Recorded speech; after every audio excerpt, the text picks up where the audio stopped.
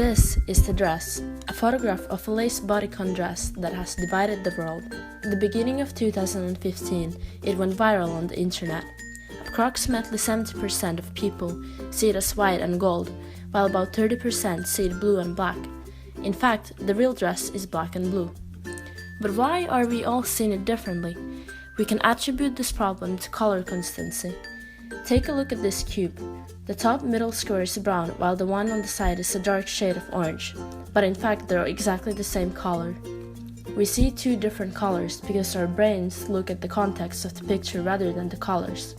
Our minds notice the shadow in the picture and concludes that it will make colors darker, so we interpret the color is lighter than it appears. The dress provides a similar problem. The context of the dress is very arbitrary. Those whose minds assume the space is naturally lit cancel out the blue tint and see yellow and gold, while those whose minds are convinced that the setting is artificially lit filter out all the reflected yellow light and see blue and black. Everyone has their own individual perception because the anatomy of the eye differs slightly with every individual. Also, there's little people can do to prevent their brain from filling gaps of information for you. So, how can one believe the shadows, colors, or even images they see? Well, unfortunately, context will always dictate what we see. Our eyes are programmed to override evidence and create assumptions. This causes us to see the world from an unrealistic point of view.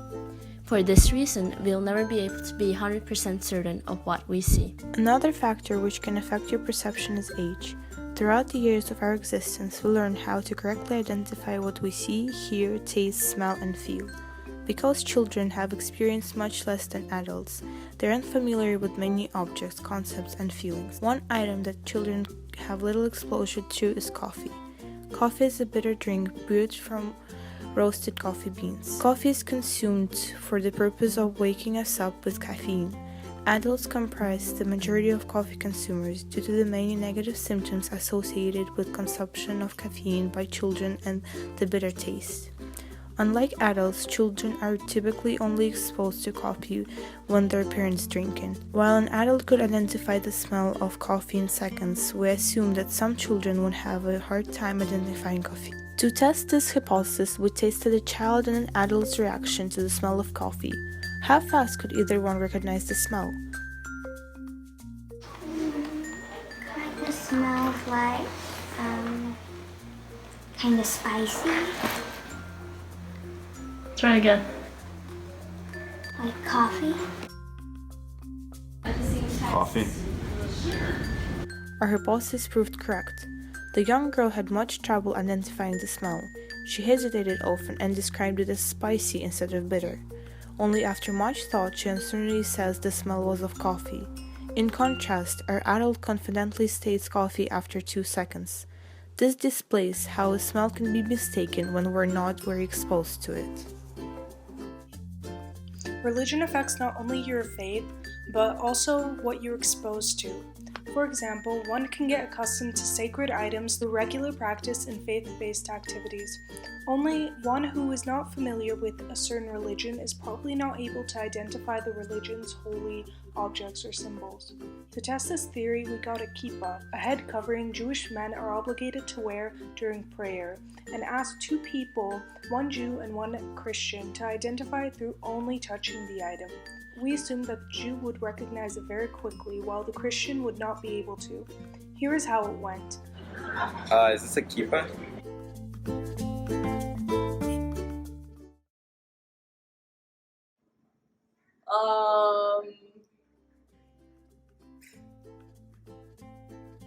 Is this? I don't know, I feel like it's some sort of like material that goes inside clothing or like shoes or something. The test corresponded with what we thought earlier. The Christian student had much trouble identifying what it was. She was throwing ideas around and had no idea that it was a religious item. The soft suede leather texture caused her to believe it was related to footwear. The Jewish student took a bit of time, but was able to come up with the right answer on his first try. This was due to his knowledge of his personal faith, Judaism, which the Christian student does not possess.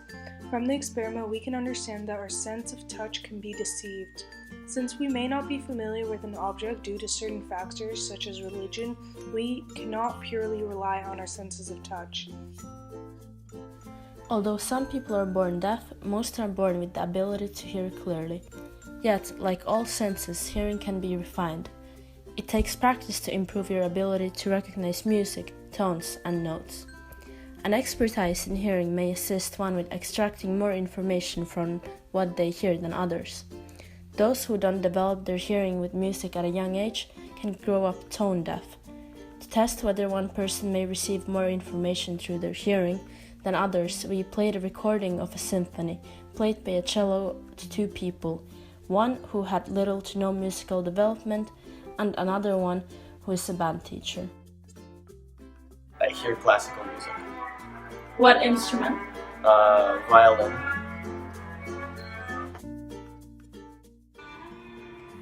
So as I hear it's cello, right? As seen, the student has little understanding of what he's listening to. He cannot hear the difference between the cello and the violin. He could be considered as tone deaf. On the other hand, the band instructor instantly describes the instrument being played. Without doubt, in this case, a person's expertise assists them with extracting more information. We would expect that this concept can transcend into the other senses. Lastly, our cultural experiences can make us sense things differently. People from different cultures are accustomed to different foods, experiences, views, and teachings. For example, in Japan, a popular sweet dessert is mochi. It is made out of glutinous rice and is often artificially flavored. Just like with any sense, people's taste buds have a hard time identifying tastes that they are not accustomed to. So we decided to put this to the test and have 3 people of various backgrounds try mochi.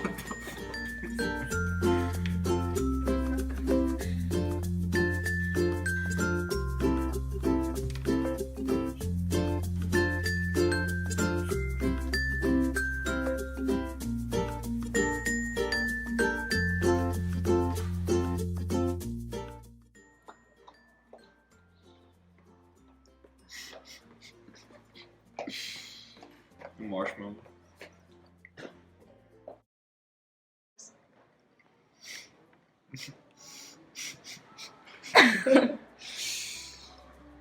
Yogurt. Strawberries.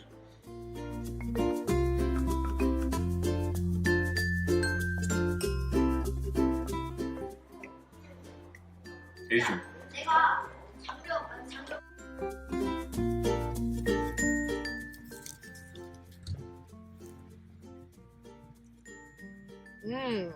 It's so good.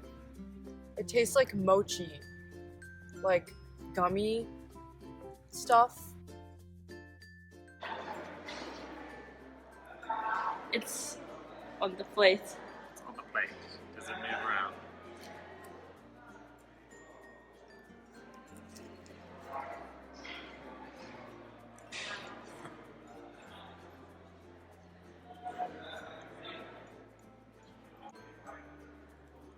Weird.